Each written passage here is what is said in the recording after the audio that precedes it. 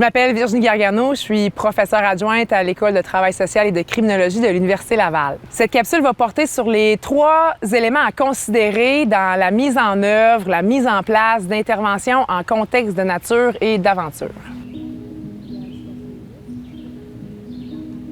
Qu'est-ce que ça prend? Qu'est-ce qu'il faut faire pour mettre en œuvre des programmes en contexte de nature et d'aventure?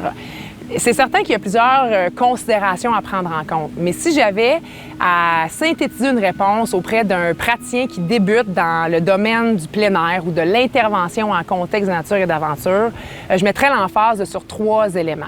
Le premier, c'est la gestion des risques. Puis, qu'est-ce que ça veut dire, ça, la gestion des risques en intervention, en contexte de nature et d'aventure? Ça veut dire qu'on doit se questionner sur la mise en œuvre du programme, à la fois dans les risques qu'elle comporte, à la fois dans les bénéfices que ces risques-là peuvent induire. Donc, ce que ça veut dire, c'est est-ce que je suis prêt à partir avec ces personnes-là, ce groupe-là, les problématiques qu'ils vivent de réaliser l'activité qui est ciblée pour rencontrer mes objectifs. Et si la réponse c'est oui, c'est déjà un très bon départ. Et si la réponse c'est non, mais comment je peux m'entourer d'une équipe qui va me permettre de faire ce programme-là. L'autre facteur qui est considéré puis qui est davantage documenté dans les pratiques qui sont dites conventionnelles, ce sont les critères de participation des membres ou les critères, en fait, d'inclusion et d'exclusion.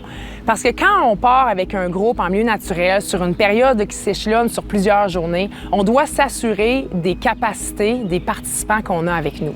Parce que oui, le plein air, c'est moteur de développement personnel.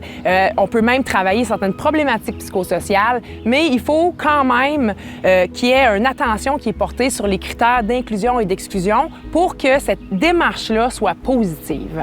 Et ça, malheureusement, bien que ce soit répertorié au sein des pratiques psychosociales plus conventionnelles, il reste encore du travail à poursuivre dans les démarches de nature et d'aventure pour mieux circonscrire nos critères de participation qui va faire qu'on va faire vivre des réussites à nos participants. Le 3e facteur à considérer, c'est que on sort des murs. Souvent, au Québec, les programmes d'intervention en contexte de nature et d'aventure se déroulent auprès d'institutions, d'écoles.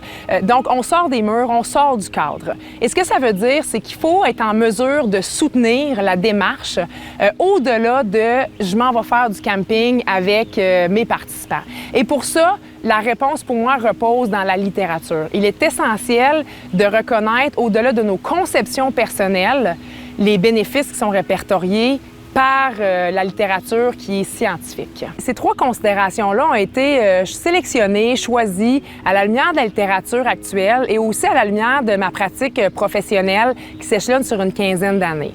Maintenant, pourquoi je crois qu'il est important de les mettre en lumière et de s'y intéresser dans le futur? C'est en fait, pour optimiser nos pratiques auprès des populations qui prennent part aux interventions en contexte de nature et d'aventure, mais aussi pour mieux outiller les intervenants qui s'intéressent à cette pratique-là.